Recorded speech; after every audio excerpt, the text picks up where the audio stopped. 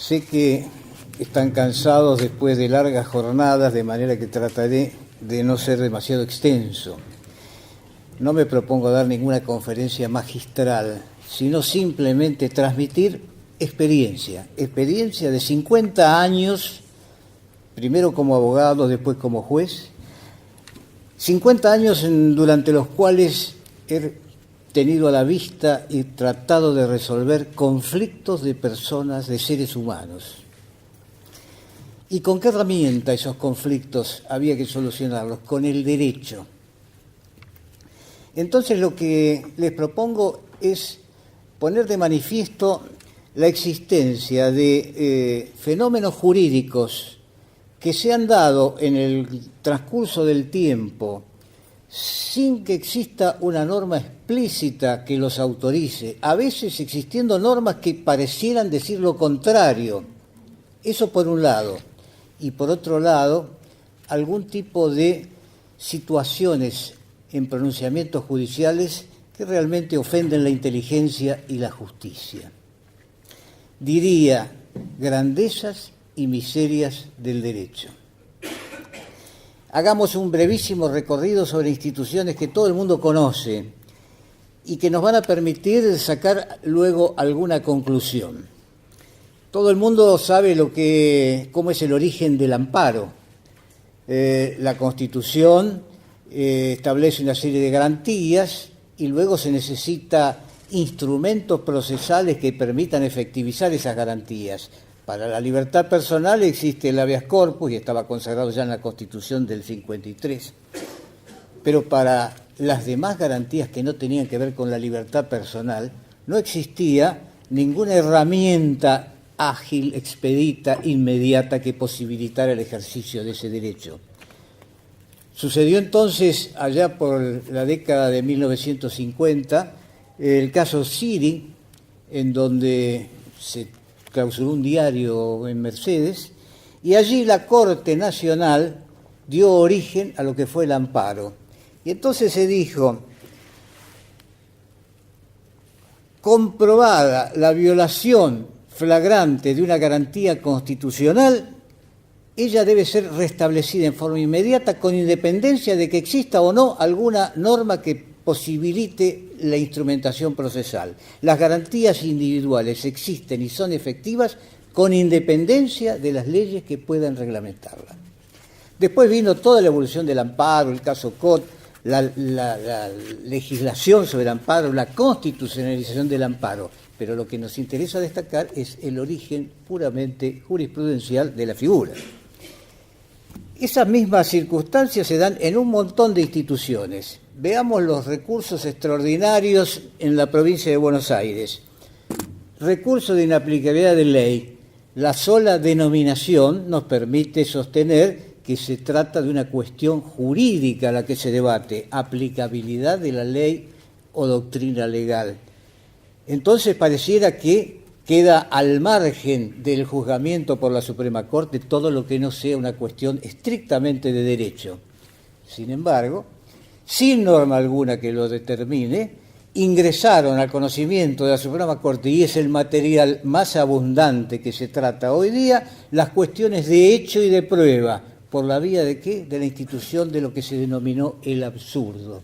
Sentencias que realmente tenían elementos absolutamente contradictorios, ilógicos, que desvirtuaban todas las constancias de la causa, generando situaciones que realmente quebrantaban toda norma de lógica.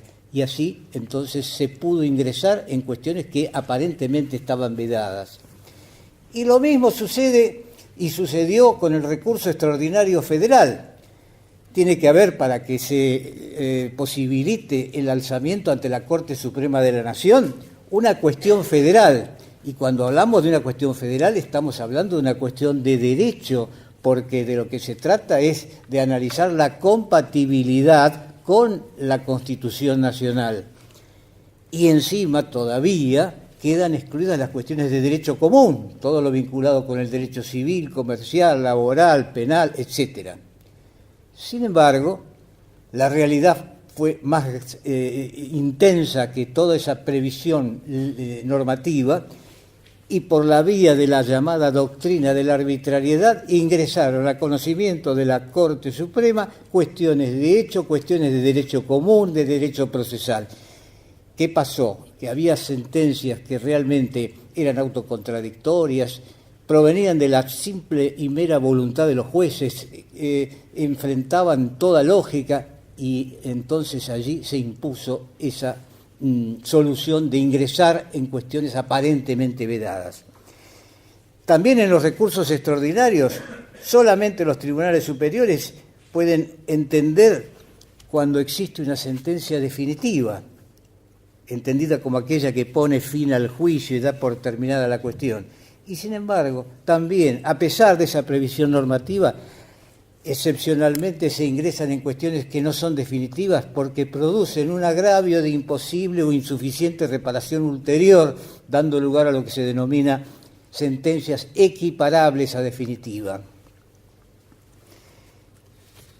Podemos hablar de un montón de situaciones, el per saltum, cuando ahora está legislado, pero en su momento no había norma alguna, al contrario, los tribunales superiores tienen potestad para intervenir luego de que existe una sentencia proveniente del superior tribunal ordinario, sea cámaras o tribunales de trabajo en la provincia de Buenos Aires. Y sin embargo hubo casos excepcionales en que se permitieron saltear esas instancias y abocarse directamente a los tribunales superiores a esta solución.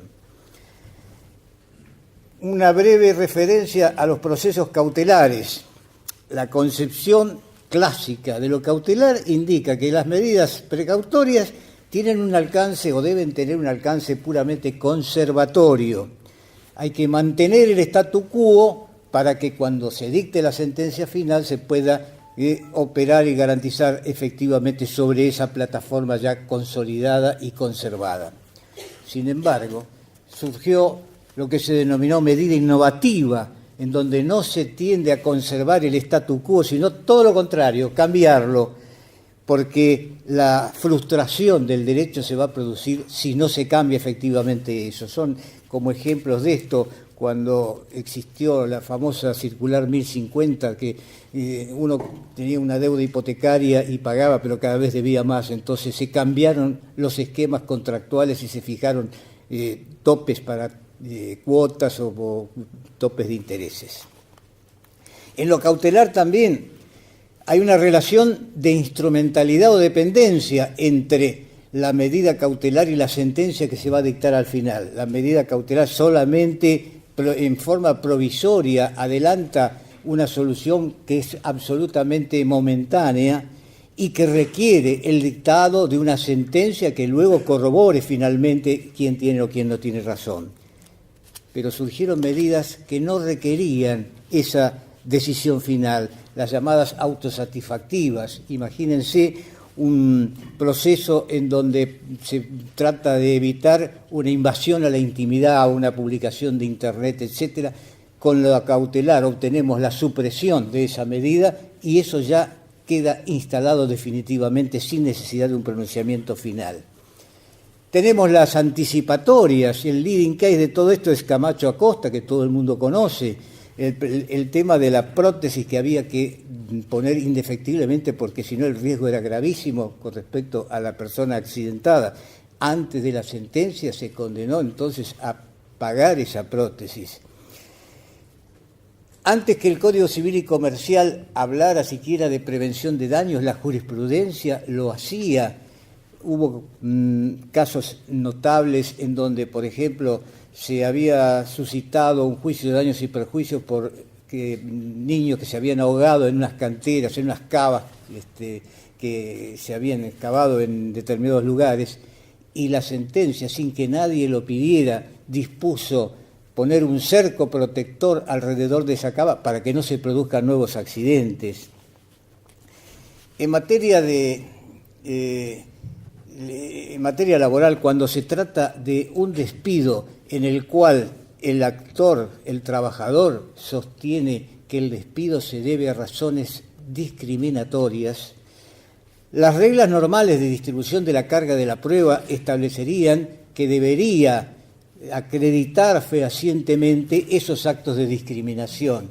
Sin embargo, la Corte Suprema de la Nación y todos los tribunales inferiores elaboraron una doctrina según la cual, en esos casos que se imputa discriminación, basta que el actor demuestre, acredite prima facie algunos indicios que permitan presumir la existencia de actos discriminatorios, y entonces la carga de la prueba se invierte y el empleador tiene que demostrar que el despido se debió a otras circunstancias que no tienen nada que ver con el aspecto discriminatorio. Podríamos seguir con infinidad de figuras, hablar del divorcio antes que se sancione el divorcio vincular, de Sellán, de la acción de revisión de la cosa juzgada írrita, de las cargas probatorias dinámicas. Suficiente por ahora con esta simple enunciación, porque es necesario hacerse preguntas. ¿Por qué nació el amparo?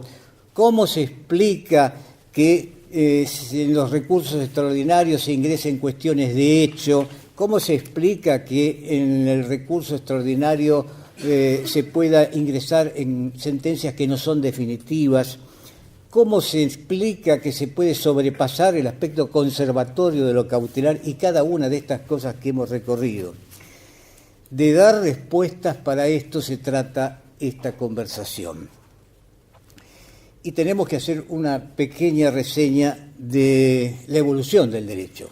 Hay una concepción tradicional, hubo una concepción tradicional del derecho que ponía en primer plano el ordenamiento jurídico, el sistema de normas dotados de unidad, de fundamentación coherente. El derecho para esta concepción son las leyes, las normas. El derecho son las leyes positivas y la función del juez se limita simplemente a aplicar estas normas. La aplicación de la ley por el juez viene a consistir en esta tesitura, una simple operación lógica, es el resultado de una serie de deducciones en donde se da la premisa mayor, que es la norma, se da la premisa menor, que son los hechos, y la subsunción es el resultado. En esta concepción los aspectos sociológicos, económicos, políticos, de todos los elementos de la realidad no tienen incidencia. Esta concepción reconoció dos premisas. Primero, en primer lugar, siempre las normas, y solamente las normas son las que van a dar la solución a todos los problemas. Y la segunda premisa es que para cada situación conflictiva hay una sola respuesta, solo una, inevitable, necesaria, porque deriva de un proceso lógico al que el juez inexorablemente está atado. Lo que tiene que ver con la interpretación de la ley. Entonces, concentrado el interés en las normas, quedó desplazado absolutamente la atención de lo que pasa fuera de esa normativa. Los operadores jurídicos son componentes necesarios, sí, pero componentes que no deberían perturbar la racionalidad de las normas jurídicas. Se comprende que los jueces y los abogados en esta posición tienen una función totalmente secundaria. Con las famosas palabras de Montesquieu, el juez no es más que la boca que pronuncia la palabra de la ley. Y el derecho tiene que entenderse como una superestructura protegida de los criterios, las tendencias, las preferencias de quienes deben aplicarlo. Ese paradigma entró en crisis y finalmente caducó definitivamente. No es cierto que las soluciones la dan exclusivamente los textos legales. No es cierta la absoluta capacidad de las normas para proveer todas las soluciones. Las normas muchas veces dicen poco y nada y el juez igualmente tiene que resolver el conflicto. Las leyes no abarcan todas las situaciones. Los ejemplos serían múltiples. Podríamos hablar de problemas de trasplantes, de cambios de sexo, de cuestiones de bioética, etc. Llevaría horas poder designarlo. Y tampoco es cierto que para cada situación conflictiva hay una respuesta y solo una que inexorablemente deriva del proceso lógico deductivo. Pensar que las palabras de la ley deben quedar definitivamente unidas a la voluntad o a la intención de su autor es una ingenuidad. Las palabras de la ley podrán decir siempre lo mismo, pero los conceptos que cabe obtener de las normas pueden cambiar. Interpretar una norma no se reduce a investigar entonces un concepto inexorablemente predeterminado en ella. Tomemos un ejemplo. Todos sabemos que se pueden embargar los bienes del deudor. Tenemos el artículo 219 del Código Procesal de la década del 60 y con antecedentes en el Código Civil anterior, según el cual no todos los objetos son embargables. Entre otras cosas, no son susceptibles de embargo los muebles de uso del deudor y de su familia.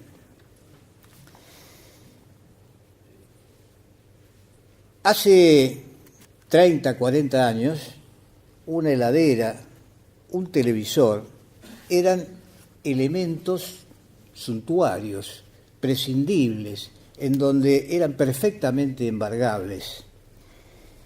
Hoy día no conozco la posibilidad de que un oficial de justicia traiga embargo sobre una heladera en una casa o sobre un televisor. Hasta hace poco tiempo una computadora era un bien que podía ser embargado. Hoy día es un elemento indispensable para trabajar. ¿Ha cambiado algo la norma? El artículo 19 está exactamente igual. No cambió absolutamente nada. Las palabras de la ley son iguales, pero la norma, esa sí cambió. Lo que en otros tiempos estaba excluido de esa norma, hoy está incluido. Ha habido una metamorfosis en el concepto y entonces de nada vale investigar lo que quiso atribuir un ignoto legislador a determinada normativa, sino que habrá que asignarle nosotros un sentido de acuerdo a las nuevas realidades. Entonces, ya no es posible sostener que la ley es la exclusiva o preponderante fuente del derecho. La Constitución y los tratados no son meros elementos programáticos, sino que se convierten en fuente directa para resolver los conflictos. El derecho se carga de moral a través de esos tratados y los principios y los valores. Y esto ha sido absolutamente receptado en el nuevo Código Civil y Comercial a través de un solo artículo, el artículo 2, que dice lo siguiente: la ley debe ser interpretada teniendo en cuenta sus palabras, sus finalidades, las leyes análogas, las disposiciones que surgen de los tratados sobre derechos humanos, los principios y los valores jurídicos, de modo coherente con todo el ordenamiento. Yo podría dar algún ejemplo de una labor de interpretación que prescinda de las normas y que aplique los principios generales. Brevísimamente lo haré. Hace un tiempo hubo unas demandas laborales por incapacidad promovidas por unos señores que trabajaban en la policía, que dijeron, nosotros en la época de la década del 76 trabajábamos en la policía, trasladábamos en vehículos encubiertos, trasladábamos personas, esas personas estaban encapuchadas, presenciábamos actos de tortura y en función de toda esa mecánica que tuvimos que realizar, dado nuestro trabajo, realmente estamos incapacitados, tenemos una incapacidad porque tenemos un padecimiento mental muy grave. Promovieron entonces una demanda por indemnización por esa incapacidad psíquica, se hizo pericia, se constató que efectivamente estaban prácticamente muy deteriorados en su capacidad psíquica. El Tribunal de Trabajo que intervino rechazó la demanda, diciendo que si bien estaba acreditado el perjuicio, la incapacidad, no surgía debidamente probada la relación de causalidad. Interpusieron un recurso extraordinario. Cuando llegó a la Suprema Corte se dijo, no es que no hayan probado el daño o la relación de discapacidad, acá hay otro problema. Esto no es trabajo, el trabajo es la actividad lícita, esto es un delito de lesa humanidad. Por lo tanto, por esos principios se rechaza la demanda, y no solamente se rechaza, sino que se pasaron las actuaciones a la justicia federal para que los procesen por los deleznables delitos que habían cometido. Bueno, el cambio de paradigma también ocurrió desde la perspectiva procesal. Existía un proceso escriturario férreamente establecido, rígidamente dispuesto, en el cual había que dar traslados de traslados, y el juez tenía que asistir en forma neutral a peticiones de todo tipo, buenas, malas, procedentes, improcedentes. Era un juez distante que no conocía a las partes, ni las partes lo conocían al juez. Las partes, solo nombres escritos en carátulas. ¿Qué importa de las realidades que vive cada una de esas personas? Porque lo que no está en el expediente no está en el mundo. Ese es el proceso que caducó definitivamente. Se terminó el juez distante. El juez está en el centro del proceso, lo dirige, lo comanda, establece qué es lo que procede y lo que no procede, evita abusos, toma las diligencias que considera que corresponden, si tiene que aligerar pruebas inoficiosas lo hace, y toma el comando realmente del proceso. Entonces surgieron allí la tutela judicial efectiva, la flexibilización de los principios procesales, la búsqueda de la verdad objetiva, tutelas procesales diferenciadas, justicia de acompañamiento y toda una serie de circunstancias que son la marca de hoy del proceso moderno. Entonces podemos dar las respuestas a esas preguntas. ¿Por qué surgió el amparo sin norma? ¿Por qué interviene la Corte en cuestiones de derecho, etcétera, etcétera? Todo eso es posible porque, por empezar, emerge de la Constitución, emerge del preámbulo cuando habla de afianzar la justicia, emerge del sistema republicano de gobierno, emerge de la garantía del debido proceso legal, emerge del espectro denominado del artículo 33 de la Constitución, del principio de razonabilidad del artículo 28, de la tutela judicial efectiva del artículo 15. Saltear instancias, como decíamos, es posible por el concepto de gravedad institucional, extraordinarias circunstancias que demuestran la necesidad de solución inmediata no pueden ceder frente a un requisito que conspira contra la eficiencia del servicio de justicia. Los avances en lo cautelar se deben también a la vigencia de la tutela judicial efectiva, la carga de la prueba diferenciada en caso de discriminación, porque hay tratados que prohíben todo y leyes que prohíben todo tipo de discriminación. Por lo tanto, la validez de la ley no puede ser un dogma ligado a su mera existencia formal, sino una cualidad en consideración a la coherencia que sostenga con la Constitución y con los tratados.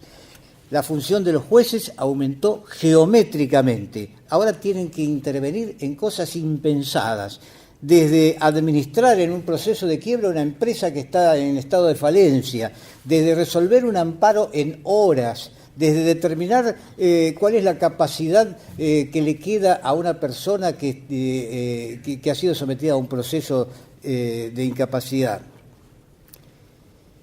¿Cómo puede sostenerse hoy día que rija las viejas tesis del juez aplicador mecánico de las normas? El Poder Judicial era concebido en ese esquema como subalterno. Había que estar expectantes, esperando que le trajeran los procesos para aplicar deductivamente la ley. Y ahora no existe prácticamente interés social, individual, colectivo, económico, político que no pueda discutirse jurídicamente. Entonces, conocer y aplicar el derecho no se limita a conocer el derecho positivo. Yo puedo saber muchísimo sobre ejecutar un pagaré o promover un desalojo. Puedo tener toda la teoría sobre la abstracción de los títulos de crédito, pero si no sé que en el mundo existen circunstancias que operan en materia de financiamiento, financieras, empresas usurarias y ley de defensa del consumidor y protección del sector más débil, entonces no me va a servir de nada conocer toda esa teoría. Y aquí nos vamos a detener porque hasta aquí hablamos de cosas buenas. Dije al principio que también hay miserias. Podría empezar a hablar de la acordada del 10 de septiembre de 1930 de la Corte Suprema de la Nación que legitimó el golpe de Estado de 1930. Pero hablemos de cosas un poco más técnicas. Volvamos al terreno de lo cautelar.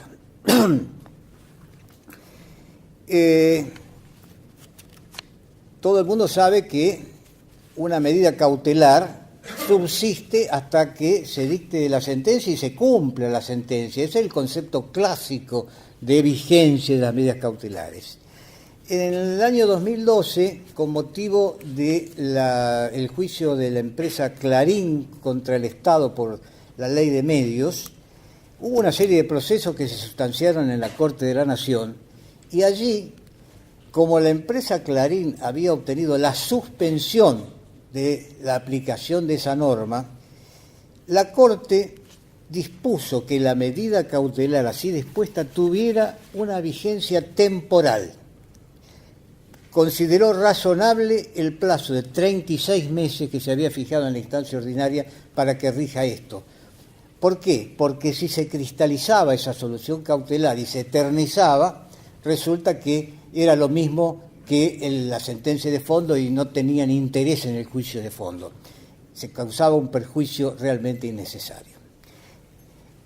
Cuando la Corte se expidió en ese sentido, la doctrina saludó alborozada el advenimiento de la doctrina de la transitoriedad de las medidas cautelares, al punto que inclusive después hubo normativa, leyes que en materia de medidas cautelares contra el Estado le fijaron un plazo de vigencia de 6 meses. Eso fue en el 2012. En el 2014 encontramos un fallo también de la Corte Suprema de la Nación, en donde esto se pone en tela de juicio. Una parte actora demanda al Estado Nacional para que no se le cobre una suma multimillonaria, 400 millones de pesos, que debía en concepto de aportes patronales, con el argumento de que se compensaban o debían compensarse con un crédito fiscal por el IVA, una cuestión tributaria. Promovió una demanda y obtuvo una medida cautelar consistente en que el Estado no podía ejecutarla, debía abstenerse de ejecutarla. El problema es que esa medida cautelar había sido dictada en el año 2003, hacía 13 años. La Cámara Contencioso Administrativa la revocó y los actores recurrieron a la Corte Nacional. La Corte Nacional, que un año antes había hablado de la transitoriedad de las medidas cautelares, en este caso dijo: esta medida hay que mantenerla. 13 años, consolidación de una situación. No voy a analizar en particular el fallo, lo único que señalo es esta diferencia. Tal vez la explicación se deba a quienes eran los actores. Asociación de Editores de Diarios de Buenos Aires, Asociación de Teleradiodifusoras, Asociación de Editores de Revistas, Asociación de Radiodifusoras Privadas y Asociación de Diarios del Interior de la República Argentina. Otro caso, Municipalidad de Berazategui contra Cablevisión, año 2014, fallo de la Corte Suprema de la Nación. En el servicio de cable sale una resolución de la Secretaría de Comercio Nacional que dispone un tope para el canon, el abono que se paga mensualmente. Cablevisión no respeta ese monto y sube la tarifa. La Municipalidad de Berazategui promueve una acción tendiente a que se evite ese incremento injustificado, se cumpla la normativa de la Secretaría de Comercio, se refacture y se devuelva el importe que ya cobraron de más. Obtiene una medida cautelar en la Cámara Federal de acá de La Plata.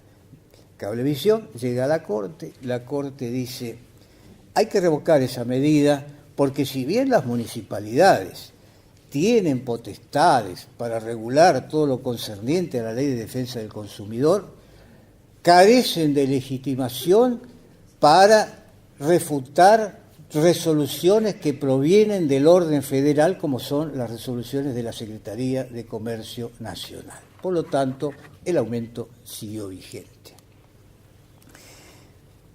Puedo, si me dan tiempo, decir 2 o 3 casitos más. Sí. El señor de tiempo está a su derecha. Tiene tiempo, es el último, así que... Bueno, no quiero abusar. No. 2 niños consumen unas patitas de pollo en un McDonald's. Se infectan con el síndrome urémico hemolítico. Demanda de daños y perjuicios. La Cámara que interviene dice, no está aprobado los presupuestos de la responsabilidad. Claro, se trató de hacer una pericia para determinar si las patitas de pollo estaban contaminadas. No se pudo, porque McDonald's, al día siguiente que denunciaron la intoxicación, sacó todas las patas de pollo de todas las sucursales. Entonces, cuando fue el perito a hacer el análisis químico, no hay patas. Por lo tanto, se rechazó la demanda. La Suprema Corte dijo, acá aplicamos lisa y llanamente las reglas de distribución de la carga de la prueba de la Ley de Defensa del Consumidor, y ellos que tenían la obligación de facilitar y posibilitar la realización de la pericia serán los responsables. Hay a veces decisiones que se dictan con mucha ligereza, ya sea por pereza e inclusive con mala fe.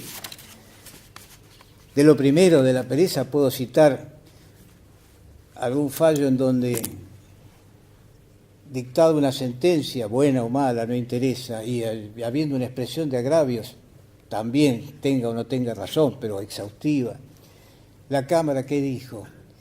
Remito, comparto y coincido con lo que se dijo en primera instancia. Efectivamente, no le asiste razón y doy por reproducido los hechos. Eso no es fundamental una sentencia. Eso es una cuestión que realmente no puede admitirse. Y sobre la mala fe, lamentablemente, hace pocos días salió un fallo de la Casación Nacional revocando una decisión de la Cámara Federal de La Plata.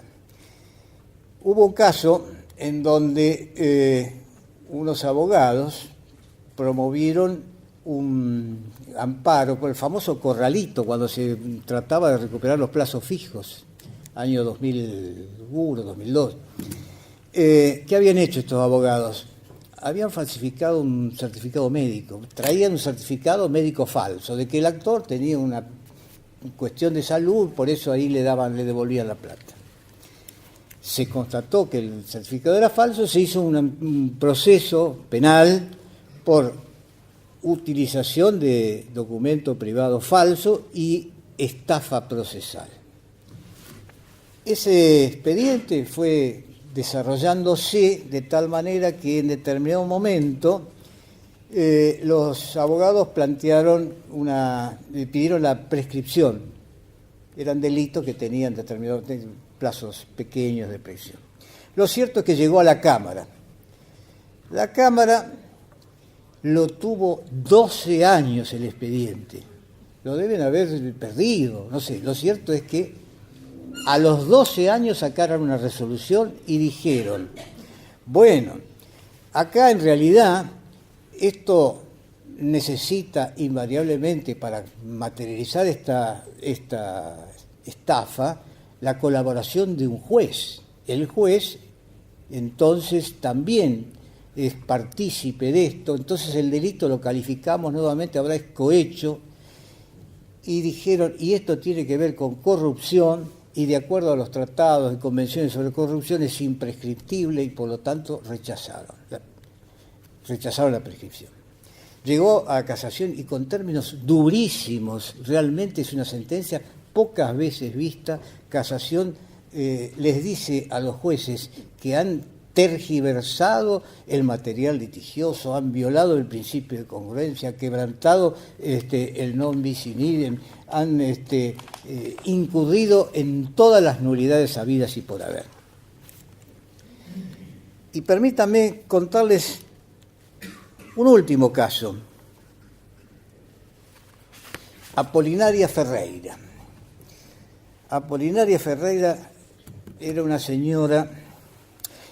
Para 1956 se dicta un decreto, el famoso decreto 4161, que convierte en delito todo hecho que tenga una exteriorización de propaganda peronista. Se prohíbe decir la palabra Perón, evita la marcha peronista, etcétera, etcétera, etcétera.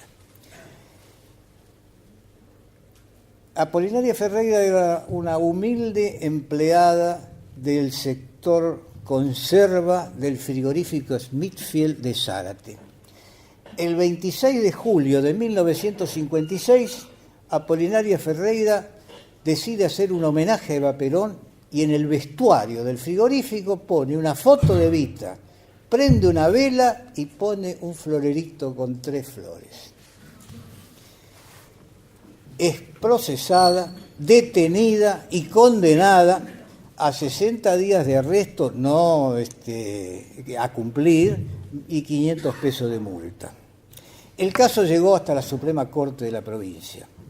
Allí, por mayoría, el defensor planteó: esto es una cuestión de veneración a un muerto, es un homenaje íntimo, está reservado a la esfera privada, no es más allá de la absoluta violación del principio de legalidad que supone un decreto de esa naturaleza. Y dice, no, pero de todos modos no tiene ningún espíritu de propaganda. La mayoría de la Suprema Corte resolvió mantener la condena, confirmó la condena, porque dijo, los homenajes se hacen en los cementerios o en las iglesias, y esto en el frigorífico ha significado un acto de provocación tendiente a alterar el orden público. Por lo tanto, Apolinaria vaya presa. Como integrante de ese tribunal, 60 años después, estoy pidiendo disculpas a Apolinaria Ferreira y a todas las Apolinarias Ferreira que han sufrido tantas injusticias.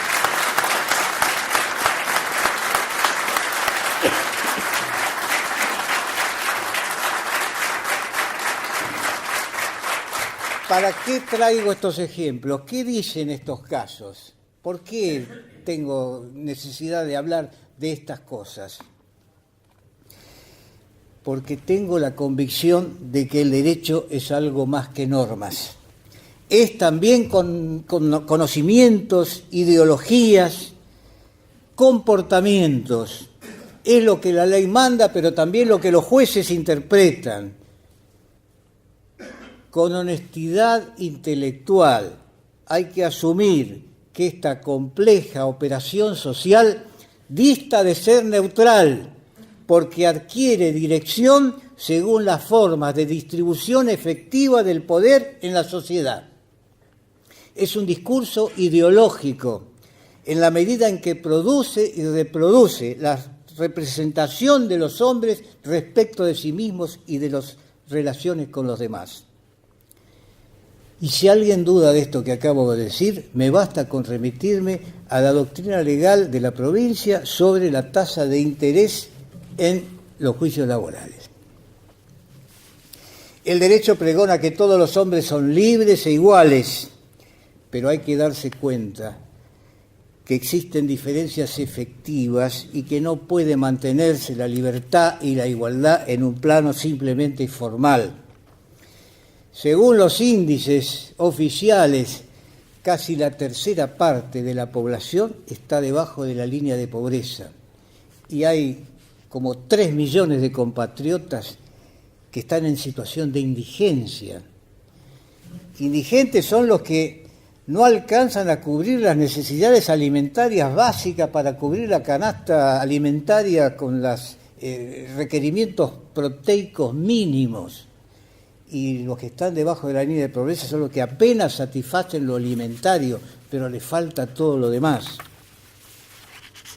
Entonces estamos hablando de las tensiones que produce en la sociedad ese estado de cosas, que el derecho y los jueces no pueden estar ajenos a la manera en que se establecen las relaciones de producción, de distribución y consumo, ni despreocupados por la desigual distribución de la riqueza. Los argumentos siempre pueden acomodarse. Yo puedo torcer y retorcer un argumento, una interpretación para arribar siempre a resultados que sean lógicamente perfectos. Esto es más viejo que el mundo. ¿Quieren una historia? Se las cuento. En la antigua Grecia, un ilustre profesor de Derecho preparó a un alumno en materia de Derecho, lo enseñó a abogar y convino con el alumno que le iba a retribuir sus honorarios cuando ganara su primer juicio. El problema es que el alumno no le pagaba y pasaba el tiempo y no le pagaba porque no tomaba ningún juicio para no pagarle. Entonces el maestro lo llamó y le dijo, bueno, con aire triunfal le dijo, te voy a iniciar un juicio. Y en este juicio pueden pasar dos cosas y solamente dos. Que yo lo gane o que vos lo ganes. Si yo lo gano, me vas a pagar porque la sentencia te obliga. Si vos lo ganás, me vas a pagar porque ganaste tu primer juicio.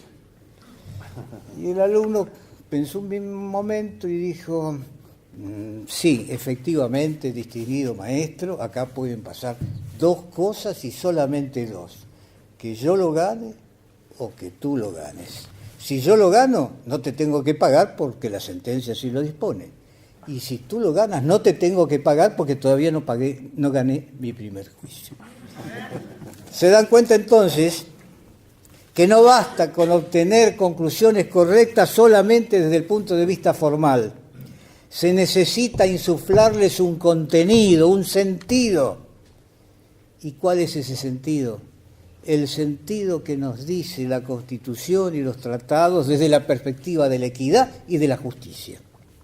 Entonces hay que equilibrar las desigualdades, atendiendo al plexo de valores contenidos en las normas fundamentales, y hay que entrenar los sentidos para escuchar el lamento de los olvidados, de los desprotegidos, de los vulnerables, de los pobres, de los discapacitados, de los victimados, poniendo el acento principalmente en el sentido de justicia. La Constitución y los tratados no son enunciados de buenas intenciones. El preámbulo de la Constitución no es un pórtico ornamental, no es un relato inocuo. Cuando habla de afianzar de la justicia, está estableciendo una cláusula operativa y no meramente programática. Tenemos que compatibilizar las normas con la Constitución y con los tratados, y tenemos que hacer prevalecer estos últimos, aun cuando una norma diga lo contrario. Bueno, en este recorrido lo que me interesaba era poner de resalto dos cosas: que había y que hay y que hubo figuras, instituciones, criterios que sin consagración normativa igual preponderaron, igual solucionaron los temas, generando un fructífero avance del derecho. Y también que hay criterios que no son justos y que se han impuesto por la presión de fuerzas económicas y sociales que persiguen intereses que no siempre son legítimos. Pero los jueces no son más las bocas que pronuncian las palabras de la ley, y tampoco son los acompañantes complacientes de los factores de poder. Son los que resuelven los conflictos para lograr la paz social, munidos de esa herramienta que es el derecho, en la forma que hemos dicho. Gracias.